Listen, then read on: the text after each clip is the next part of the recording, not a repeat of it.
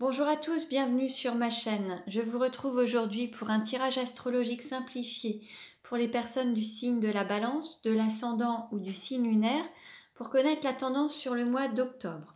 Pour cela, je vais utiliser mes oracles, donc la nuit noire de l'âme pour avoir des compléments d'informations au niveau sentimental et le monde du travail pour connaître un petit peu la tendance dans le domaine professionnel.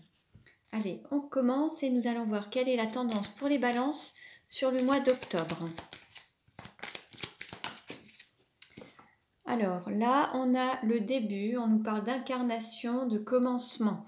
Donc là, il va y avoir peut-être un renouveau, où là, on a des balances qui vont être vraiment sur leur mission d'âme, leur mission de vie. Alors, je vais déjà tirer les cartes et je procéderai à l'interprétation ensuite. Alors, quelle tendance pour les balances sur le mois d'octobre ?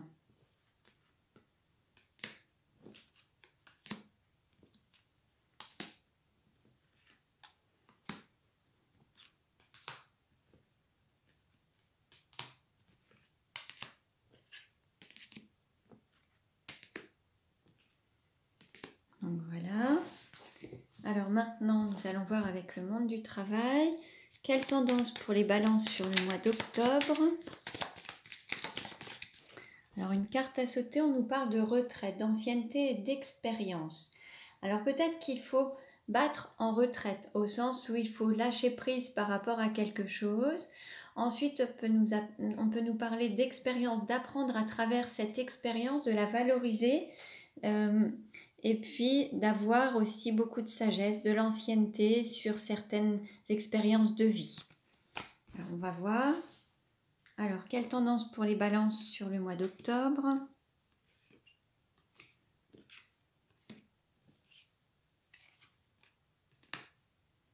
On peut aussi nous parler de fin de cycle pour voilà, de passer à autre chose.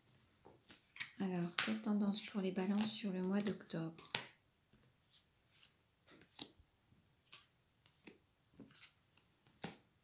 Voilà.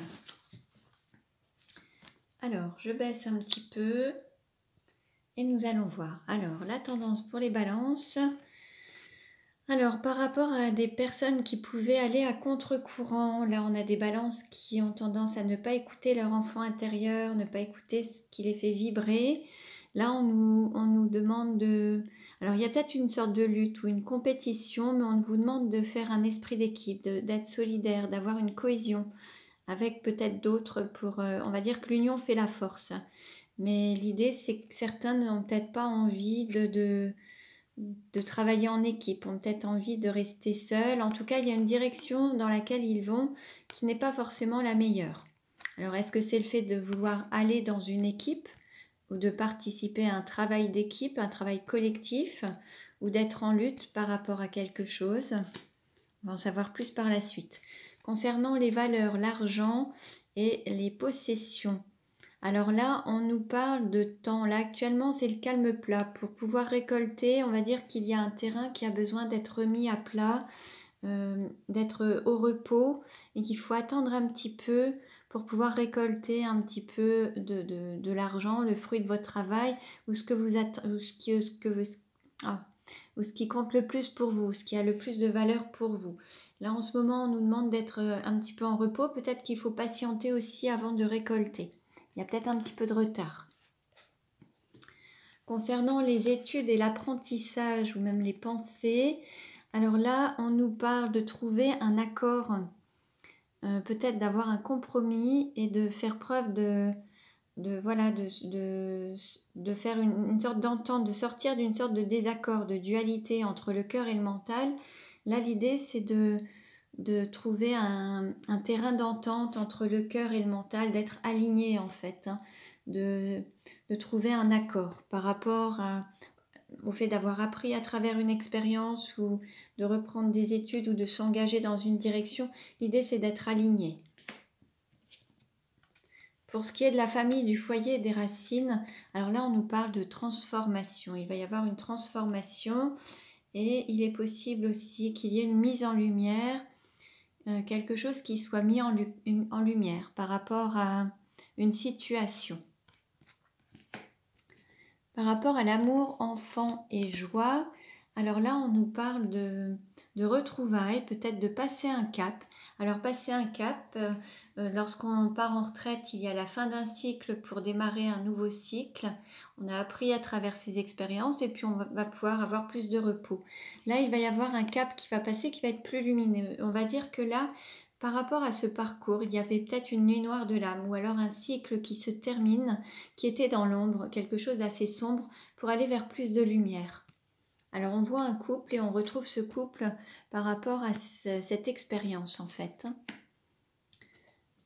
Pour ce qui est du travail, service aux autres, mission de vie ou mission d'âme, alors là, il se peut qu'il y ait des difficultés par rapport à un environnement. Il va peut-être falloir faire preuve, il va falloir peut-être se défendre ou attaquer. Peut-être qu'il y a un milieu de requin par rapport à le travail exercé ou le domaine dans lequel vous êtes.